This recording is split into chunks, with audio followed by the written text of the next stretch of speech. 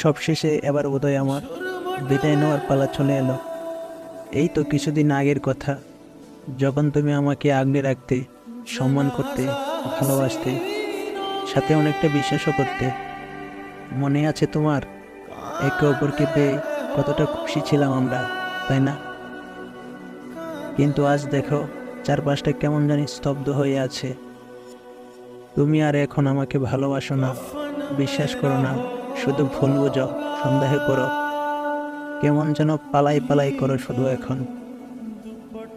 বুঝলাম তোমার মন ভরে গেছে, তাই তো নিচ্ছি বিদায়। ভালো থেকো, নিজের খেয়াল রেখো। আর আমার কথা মনে পড়লে আমার খারাপ দিকগুলো মনে করবে, দেখবে আমার প্রতি তোমার ঘৃণা চলে আসবে।